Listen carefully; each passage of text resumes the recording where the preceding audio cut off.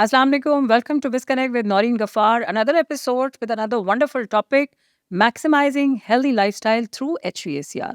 HVACR क्या है और उसकी क्या बेनिफिट्स हैं उसके ऊपर बात करने के लिए हमने एक प्रोफेशनल और एक एक्सपर्ट को बुलाया है and his name is mister Mohammad Bilal Zubairi.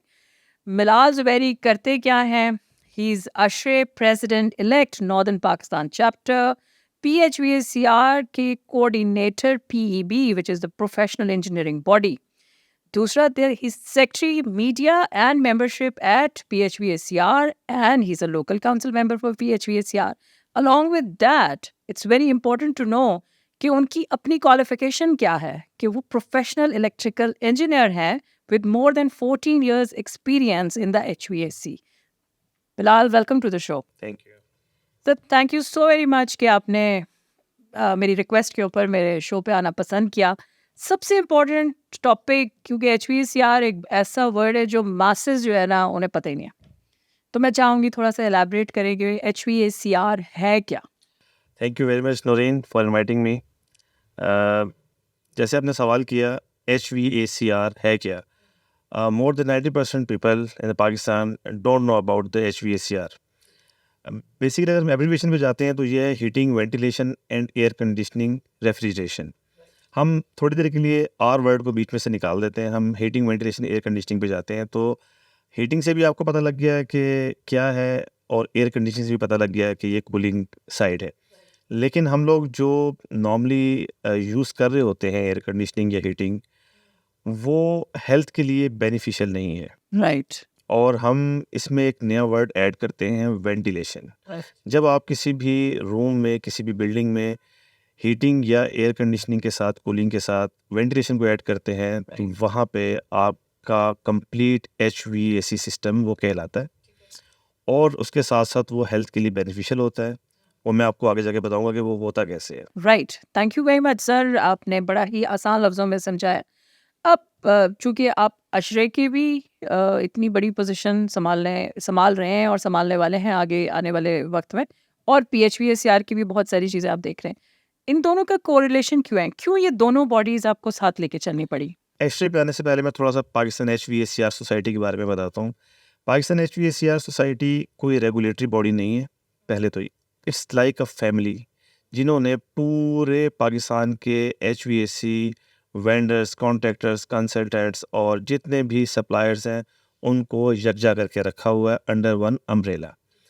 इसका काम हरगिज़ कोई कोड्स निकालना नहीं है. इसका काम सिर्फ़ और सिर्फ ये है कि तमाम लोगों को एक प्लेटफॉर्म मुहैया किया जाए, जिस प्लेटफॉर्म के थ्रू अपने प्रोडक्ट्स की, अपने नॉलेज की शेयरिंग की जा सके. और अगर हम एशरी की बात करते हैं तो एशरी चूँकि American Society of Heating, Refrigeration, Air Conditioning है, जो कि मोर देन 50,000 मेंबर्स हैं उसकी all over the world. Right. Global organisation है ये. और हमारी जो PHVACR है ये सिस्टर कंसर्न है एशरे की. और एशरे एक रेगुलेटरी बॉडी आप कह सकते हैं, चूँकि ये कोड्स निकालती है. और बहुत से कंसल्टेंट पाकिस्तान में even 90% of air conditioning design होती ही एशरे के कोड्स पे है. एशरे हमें बताता है कि पर पर्सन आपने कितनी फ्रेश एयर लेनी है, आपने कितने स्क्वायर फीट पे फ्रेश एयर ऐड करनी है. मतलब जितने भी कोड्स हैं एयर कंडीशनिंग डिज़ाइनिंग के हवाले से, वो सब के सब हम एशरे के फॉलो करते हैं. Okay, very interesting and that's a mandatory requirement I think. Exactly. ठीक है. अब नेक्स्ट बहुत ही अहम सवाल ये है कि HVAC पाकिस्तान की, जो HVAC की मार्केट है पाकिस्तान की, वो कितनी बड़ी है और ग्लोबल उसका साइज़ कितना, और पाकिस्तान अभी इसके अंदर कहाँ पे हम खड़े हैं, क्या देख रहे हैं हम? इन टर्म्स ऑफ फाइनेंशियल्स देखा जाए तो तकरीबन $500 मिलियन की मार्केट सिर्फ पाकिस्तान में है HVACR की. Very interesting. और हमें ये चीज़ इसलिए नज़र नहीं आती क्योंकि ये बहुत स्पेसिफिक है, क्योंकि हर घर में HVAC सिस्टम नहीं लगता. आपने भी अगर घर में कोई कूलिंग चाहिए होगी तो एक आप टन का या 1.5 टन का स्प्लिट लगा लेते हैं. तो $500 मिलियंस एक बहुत बड़ी अमाउंट है जिसका रेवेन्यू पाकिस्तान जनरेट करता है HVAC इक्विपमेंट्स के ऊपर. राइट. और अगर ग्लोबल देखा जाए तो मैं सिर्फ अगर यूएससी की बात करूँ तो $126 बिलियन जो है वो यूएससी की मार्केट कवर करती है HVAC में. वाओ. सबसे बड़ा यूज़र जो है HVAC का वो हमारा मिडल ईस्ट है. उसका रीज़न आपको पता है कि ट्रॉपिकल वेदर है, बहुत ज़्यादा गर्म इलाके हैं. आप UAE देख लें, KSA, सऊदी अरेबिया देख लें, कतर, ओमान वगैरह, वहाँ पे इसकी बहुत ज़्यादा एप्लीकेशन है। Right. और एक और वजह भी ये है कि ये बहुत ज़्यादा एनर्जी कंज्यूमिंग इक्विपमेंट होता एब्सोल्युटली ऐसे ही है। है। ऑयल की बहुतात होने की वजह से उनके पास चूँकि इतना ऑयल है कि वो इलेक्ट्रिसिटी बहुत बेशुमार जनरेट करते हैं, तो उनको इतना ज़्यादा प्रॉब्लम नहीं आता। अलबत्ता अगर आप यूरोप साइड पे जाएँ, तो वो लोग थोड़े-से इसके बारे में कॉन्शियस हैं, क्योंकि इलेक्ट्रिसिटी वहाँ पे उसकी कॉस्ट ज़्यादा है। तो इसलिए वहाँ पे एचवीएक इक्विपमेंट है, तो वहाँ पे वैसे भी यूरोप में ज़्यादा हीटिंग का काम किया जाता है। कूलिंग की इतनी ज़्यादा रिक्वायरमेंट होती नहीं है। बस बहुत शॉर्ट सीज़न होते हैं जिसमें कूलिंग की रिक्वायरमेंट हो। ठीक है। इसलिए यूरोप के अंदर इसका यूज़ इतना ज़्यादा नहीं है। अलबत्ता इसकी बड़ी मार्केट जो मैन्युफैक्चरिंग की है, वो यूरोप और यूएस से ही है। और आज भी पाकिस्तान में उस इक्विपमेंट को पसंद किया जाता है जिसकी मैन्युफैक्चरिंग यूरोप में, इटली में, फ्रांस में या और यूरोप के जो भी ममालिक हैं उनमें हो रही हो, उसको पाकिस्तान में पसंद किया जाता है। ओके, क्योंकि उसमें ज़्यादातर शायद टीथिंग इश्यूज़ नहीं आते या कोई इस तरह की बात जी, होती है? असल में एक स्टैंडर्ड है एयर कंडीशनिंग का। जिस तरह आप कह लें कि एचवीएसी की बाइबल एशरे है, तो स्टैंडर्ड्स की बाइबल हमारा यूरोवेट है। तो यूरोवेट सर्टिफिकेशन आपको मिलती ही यूरोप से है। ठीक है। या आप अगर मिडल ईस्ट से या किसी और मुल्क से भी लें, तो उसकी कॉस्ट उसमें ऐड होती है। यूरोवेट सर्टिफिकेशन के ऊपर आपके तमाम अबहाम, आपके तमाम डाउट्स जो है वो किसी भी इक्विपमेंट के बारे में दूर हो जाते हैं। कि अगर आपने उनसे 100 टन चिलर की डिमांड की है, तो वो 100 टन ही होगा, वो 99.9 भी नहीं होगा, क्योंकि उसको यूरोवेट सर्टिफाई कर रहा है। ठीक है। वो एक रेगुलेटरी बॉडी है, वो एक ऑथेंटिकेशन आपको प्रोवाइड कर रही है। तो इसलिए हम यूरोप से ज़्यादा प्रेफर करते हैं कि इक्विपमेंट को इम्पोर्ट किया जाए। राइट। अच्छा, चूँकि इतनी बड़ी आपने कहा $500 मिलियन की मार्केट है पाकिस्तान की, और क्योंकि एक अरसा हो गया मुझे भी इस फील्ड के अंदर, तो अब this market what I have witness it's too immature. जिन लोगों के साथ हम डील कर रहे होते हैं प्राइमरीली, क्योंकि आपको पता है कॉस्ट इतनी बढ़ गई है एचवीएसी की, कि अब वो कंसल्टेंट या इंजीनियर से उठ के हम चले गए हैं सीईओ की तरफ कि वो अप्रूवल करेंगे तो फिर आगे हम बढ़ेंगे। तो व्हाई, क्यों ये मार्केट सो इमेच्योर है इन पाकिस्तान? क्या आपका इस पे नज़रिया है? उसकी एक वजह ये भी है कि हम लोगों ने एजुकेट नहीं किया। राइट।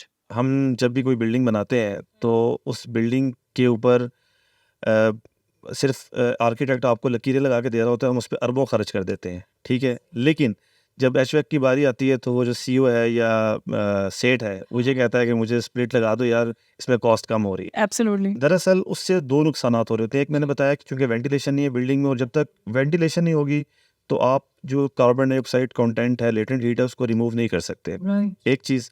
और दूसरा, आपकी एस्थेटिक्स बिल्डिंग के बहुत ख़राब होते हैं, पुअर एस्थेटिक्स होते हैं। आप बालकोनीज़ में आउटडोर रख रहे हैं, आप बिल्डिंग का फ़साड ख़राब कर रहे हैं।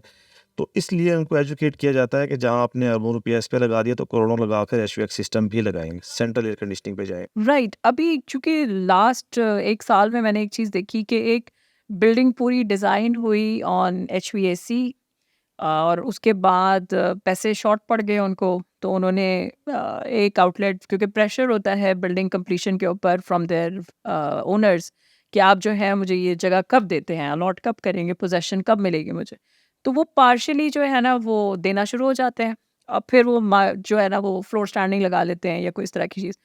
तो क्या ये सही करते हैं? बिल्कुल गलत करते हैं। उसकी रीज़न ये है कि मैंने बताया कि जब भी किसी बिल्डिंग की कॉस्टिंग की जाती है, मतलब एक जिसे हम पीसी-1 कहते हैं, किसी भी प्रोजेक्ट का बनता है, तो उस कॉस्टिंग में ज़रूरी है कि आप एचवेक में एडिशनल पैसे डाल के उसमें उसको इंडल्ज करें। क्योंकि पैसे शॉर्ट पड़ते ही तब हैं जब चीज़ों की वेरिएशन बहुत ज़्यादा आ जाती है, मार्केट वेरिएशन होती है उसकी वजह से। लेकिन आप एचवेक को इतना मैंडेटरी करें कि अगर मैं एक लफ्ज़ इस्तेमाल करूँ, मैंने किसी से जुमला सुना था कि बिल्डिंग में सबसे देर पा ज़िंदा रहने वाली चीज़ अगर कोई है, तो वो एचवीएसी है। एब्सोल्युटली। पूरी बिल्डिंग खत्म हो जाती है, लेकिन एचवीएक उसमें ज़िंदा रहता है आखिर तक। और ये भी सच है कि सबसे बड़ा लोड भी इलेक्ट्रिसिटी का एचवीएक ही उठा रहा होता है।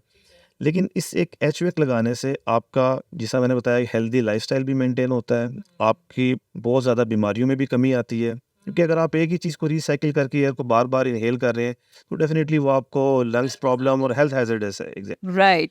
तो जो ओनर्स हैं, बिल्डिंग लैंडलॉर्ड्स हैं, उनसे रिक्वेस्ट यही करेंगे, हम हर जगह पे करते भी हैं, कि आप एचवेक को किसी सूरत भी निगलेक्ट ना करें, जैसा कि आप फायर फाइटिंग को नहीं करते। जिस तरह फायर फाइटिंग एक बिल्डिंग के अंदर बहुत ज़्यादा नेसेसरी है कि खुदा ना खास्ता आग लगी, वो तो कभी एक मरतबा लगनी है और लग के सुबह ख़त्म हो जाना है। लेकिन एचवेक को बिना बताया सारी ज़िंदगी चलता सबसे है। आखिर तक ज़िंदा रहना है। एब्सोल्युटली। अच्छा, चूँकि जब फ्लोर स्टैंडिंग लगा ली, एचवैक नहीं लगाया, तो उसमें वेंटिलेशन का इफ़ेक्ट तो है ही नहीं। दूसरा जो एक चीज़ मैं जानना चाहूँगी कि आप हमारे ऑडियंस को ज़रूर बताएँ कि अंडर दैट सिनेरियो जब वेंटिलेशन नहीं है तो आपकी एनर्जी ज़्यादा कंज्यूम होगी।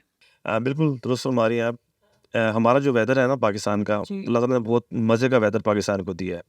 इसमें 4 से 5 महीने ऐसे आते हैं जिसके अंदर आपको एयर कंडीशनिंग की ज़रूरत ही नहीं होती।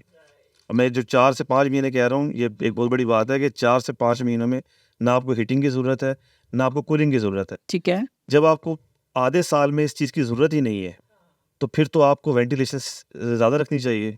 आप सिस्टम ही वो लगाएँ जिसमें आप हीटिंग भी ऑन ना करें, कूलिंग भी ना करें, आप सिर्फ फ्रेश एयर ऑन कर दें। जो आपका अक्टूबर और नवंबर का महीना होता है, इसमें आपको ज़रूरत ही नहीं होती। अक्टूबर में आप फ्रेश एयर लें आराम से, 25 का टेम्परेचर होता है बाहर, वो आपको कंफर्टेबल रखेगा। ठीक इसी है। तरह आप अगर मार्च और अप्रैल का जो मिड है, इसमें जाते हैं तो आपको वहाँ पे भी कूलिंग की ज़रूरत नहीं होती, आप फ्रेश एयर से काम चला सकते हैं। Right. तो एचवैक सिस्टम एक अपार्टमेंट में भी उतना ही ज़रूरी है, जो एक 600 स्क्वायर फीट का अगर अपार्टमेंट है 1 बेड, उसमें भी उतना ही ज़रूरी है, जितना कि एक 4 लाख स्क्वायर फीट की बिल्डिंग के अंदर ज़रूरी है। इंटरेस्टिंग, चलें दैट्स वेरी नाइस। क्योंकि एक हमारा ऑफ द कैमरा एक डिस्कशन हो रही थी कि electricity consumption is so much in HVACR कि हम एक तरफ कह रहे हैं कि हेल्थ बेनिफिशियल है, तो वो कैसे हाँ, ये दोनों ये चीज़ों बड़ा का इंटरेस्टिंग स्टेटमेंट? क्वेश्चन है और हाँ। बड़ा इंटेलिजेंट क्वेश्चन है। देखिए, इसमें तो कोई शक नहीं है कि सबसे ज़्यादा लोड बिल्डिंग अगर कोई चीज़ उठाती है तो वो एचवैक है। वो ही कंज़्यूम कर रही होती है। लिफ्ट्स आपका इतना ज़्यादा लोड नहीं कंज़्यूम करती, लाइटिंग है वो नहीं करती। आपके सबमर्सिबल पंप्स हैं जो वाटर वगैरह आपको प्रोवाइड, वो भी इतना लोड नहीं कंज़्यूम कर रहे होते, एचवैक कर रही है।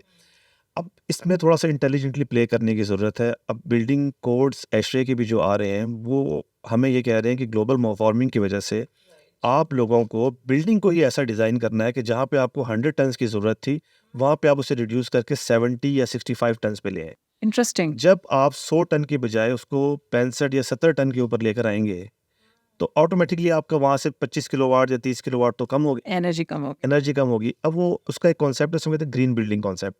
ग्रीन बिल्डिंग्स में हम लोगों का यहाँ पे बहुत ज़्यादा ट्रेंड है ग्लास का। गई। हम बहुत ज़्यादा ग्लास यूज़ करते हैं आउटसाइड द बिल्डिंग, उसको उसका एस्थेटिक्स को वो करने के लिए और फ़साड मेंटेन करने के लिए। अब ग्लास जो होता है, वो सबसे ज़्यादा हीट एब्ज़ॉर्ब करता है, ओके। ठीक है? अगर आप कभी एक बीटी मीटर पर स्क्वायर फीट हीटिंग लगा कर देखें, तो सबसे ज़्यादा जो हीट होती है, वो ग्लास से एब्ज़ॉर्ब हो रही होती है, अदर देन आपकी ब्रिक्स हैं। वैसे ग्रीन बिल्डिंग में ब्रिक्स, कंक्रीट एंड एवरीथिंग इसमें आपको ख़्याल रखना पड़ता है, लेकिन सबसे ज़्यादा ग्लास आपका आपकी हीट। तो आप कोशिश करें कि अगर आपने ग्लास पे ही जाना है, तो डबल ग्लेज़ ग्लास करें, या मार्केट में ऐसे ग्लास भी आ गए हैं जो कम जो है वो हीट को एब्ज़ॉर्ब करते हैं। इसके अलावा आजकल एक नई चीज़ है, हीट प्रोटेक्टेड फ़िल्म्स। वो ओके। एक शीट होती है और आप उस शीट को अप्लाई करते हैं ग्लास के ऊपर, तो तकरीबन आपका अगर हीट ग्लास से 75% आ रही है, तो उस शीट को अप्लाई करने के बाद 28 से 30% आपकी हीट सिर्फ रह जाती है। वेरी तो ये इंटरेस्टिंग। बहुत एक 50% से ज़्यादा का जो 65% तक का इफ़ेक्ट आ रहा है हीट एब्ज़ॉर्ब करने में, तो वो एक अच्छा इम्पैक्ट हो सकता है। इलेक्ट्रिसिटी को देखिए, आप लोड को, एचवीएसी के लोड को कम कर सकते हैं, लेकिन आप उसको ख़त्म नहीं कर खत्म सकते। नहीं कर आप सकते। कम करें उसको, लेकिन उसको ख़त्म करने के बारे में बिल्कुल भी ना सोचें कि इसको मैं एलिमिनेट कर दूँ। राइट, क्योंकि लॉन्ग टर्म बेनिफिट तो है ना, लॉन्ग टर्म में तो एचवीएसीआर फिक्स कॉस्ट इनिशियल तो आपका बहुत ज़्यादा होता है, मतलब कैपिटल कॉस्ट बहुत ज़्यादा है, लेकिन ऑपरेशनल कॉस्ट तो इसकी इतनी ज़्यादा जी, एनर्जी एफिशिएंट इक्विपमेंट इस वक़्त मार्केट में आ गया, बहुत ज़्यादा आ गया। और उसमें आप अगर देखें, मैं आपको छोटी सी अगर एक मिसाल दूँ, एक लेमैन को समझने के लिए, कि एक ऐसा इक्विपमेंट भी है कि अगर आपके कमरे में 2 टन का यूनिट लगा हुआ है, सेंट्रल सिस्टम से भी, तो वो आपका 2 एम्पीयर से स्टार्ट होगा। राइट। तो वो इतनी मॉड्यूलेशन उसके अंदर होती है कि वो अब बहुत अच्छे तरीके से आपका लोड मैनेज करता है, और आपका एनर्जी एफिशिएंट इक्विपमेंट होने की वजह से आपका बिल उसमें काफ़ी कम आता है। ये वो चीज़ है कि जितना आप इसको करते जाएँगे, हमारा देखें ड्राई वेदर है, खुसूसन इस्लामाबाद और रावलपिंडी का जो ये एरिया है, इसकी बात करूँ तो यहाँ पे हम एयर कूल्ड सिस्टम यूज़ करते हैं। राइट। तो टेम्परेचर अभी भी पिछले दिनों 46 तक गया है, लेकिन वो कितने दिन के लिए जाता है? 3 से 4 दिन के लिए, या एब्सोल्युटली। या 1 हफ्ता कर लें, और उसमें भी कितनी देर के लिए? 2 से 3 घंटे के लिए। राइट। तो उस दौरान आपको थोड़ा-सा कड़वा खून भरना पड़ेगा बिल्स की सूरत में, अदरवाइज़ टेम्परेचर इस साइड का, नॉर्थ साइड का बड़ा प्लेजेंट है, प्लेज़ेंट है। नॉर्मल है, जी। बेरेबल है।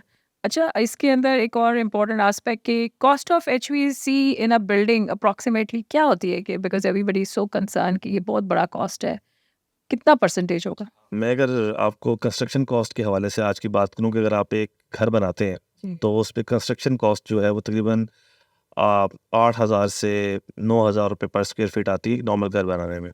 तो एचवेक अगर उसमें आप लगाते हैं तो वो तकरीबन आपका 2500 से 3,000 रुपये पर स्क्वायर फीट आएगा, एडिशनल कॉस्ट पे करनी पड़ेगी। कॉस्ट होगी उसमें। लेकिन उसका फ़ायदा ये होगा आपका कि आपको जो मैंने चीज़ें बताई कि घर में 7-8 लोग रह रहे हैं, तो आपका देखें ज़िंदगी से ज़्यादा तो पैसे भी अजीज़ नहीं। एब्सोल्युटली। तो आपको बहुत सी चीज़ों से ये इन टर्म्स ऑफ बिलिंग भी आपको काफ़ी सेव करके देता है और हेल्थ के हवाले से भी एचवेक सिस्टम बहुत बेहतर है। क्योंकि ब्रीथिंग इश्यूज भी आपके थोड़े से कम हो जाए, कार्बन डाइऑक्साइड सर्कुलेट कर जी, देखिए हर बंदा है, अब हम इस रूम में बैठे हुए हैं तो हम भी इमिशन है हमारी कार्बन डाइऑक्साइड की। एक हमारा बॉडी का टेम्परेचर है जो सेंसिबल लोड है, एक हम जो अपना ह्यूमिडिटी प्रोड्यूस कर रहे हैं वो हमारा लेटेंट लोड है। तो उस लोड को भी हमने रिमूव करना है और वो थ्रू फ्रेश एयर ही होता है, नॉर्मल रीसर्कुलेशन एयर से नहीं हो। अब आप चूंकि ये तो बिजनेस से रिलेटेड हमने काफ़ी सारी बातें कर ली, आप चूंकि आप दो एंटिटीज़ को रिप्रेजेंट करते हैं, एक ASHRAE and then that another one is PHVSR।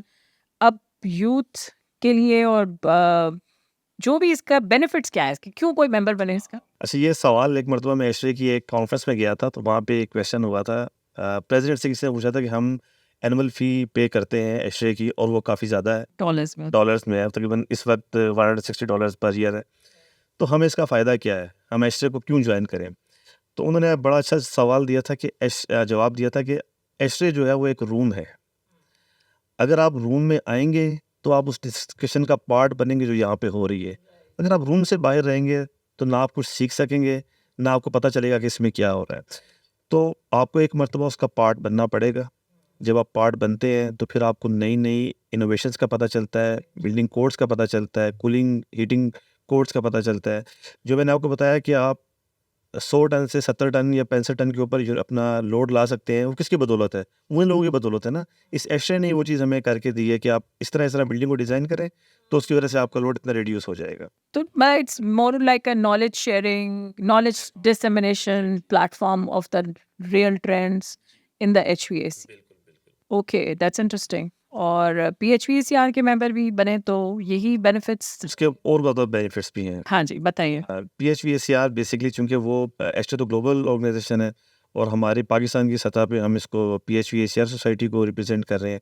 मैंने ऐसे बताया था कि ये भी एक अम्ब्रेला है और मैं एक छोटा-सा वाक़या शेयर करना चाहूँगा यहाँ पे कि हम इसके मेंबर क्यों बने, जो सवाल था। तो हमारे एक बहुत बड़े कॉन्ट्रैक्टर भी हैं और वो हमारी सोसाइटी के बहुत फ़ोरफ़ादर्स में से भी हैं। उन्होंने हमें ये वाक़या सुनाया कि हम भी ये पूछा करते थे कि हम इस सोसाइटी के मेंबर्स क्यों बने। तो एक मर्तबा ऐसा हुआ कि हमारे पास बिज़नेस नहीं था, काम ख़त्म हो गया था, बहुत ज़्यादा रिसेशन चल रहा था। तो हम सोसाइटी ऑफ़िस में वैसे ही एक मीटिंग अटेंड करने के लिए आए। तो जब मीटिंग अटेंड करने के लिए आए तो हम बैठे हुए थे, तो हमसे दोस्तों वगैरह ने, बाकियों ने पूछा कि आप कैसा चल रहा है काम? हमने कहा यार काम तो है नहीं, इवन सैलरीज़ देने के पैसे नहीं है, वेजेस देने के पैसे नहीं है। तो उन्होंने कहा अच्छा यार ऐसा करो, मेरा ये वाला काम है ये कर दो। दूसरे ने कहा मेरा ये वाला प्रोजेक्ट पड़ा हुआ है उसमें से ये कंप्लीट कर दो। तो कहते वहाँ से हम जब उठ के गए तो हम अपने 1 साल की सैलरीज़ अपने सारे स्टाफ की निकाल के आराम से चले गए थे। तो ये प्लेटफ़ॉर्म ना सिर्फ़ आपको नॉलेज शेयरिंग करता है, बल्कि उसके अलावा आपको जॉब अपॉर्च्युनिटीज़, प्रोजेक्ट अपॉर्च्युनिटीज़ और ये सारी की सारी जो भी आपके फाइनेंशियल्स के हवाले से बहुत ज़्यादा supportive platform. That is very amazing, thank you so much, आपने इतनी ज़बरदस्त बात। अच्छा, यूथ ज़ाहिर है एक बहुत बड़ा असासा है हमारे मुल्क का। अब वो लोगों को, बहुत सारे लोगों को, तो चले आप लोग क्योंकि इतनी एडवोकेसी कैंपेन्स करते हैं, डिफरेंट यूनिवर्सिटीज़ में जाते हैं, तो ये HVAC में उन्होंने आना है या नहीं आना है, तो वो कितना ज़रूरी है कि इनको कितना इन्वॉल्व होना चाहिए? What is your last thoughts for the youth?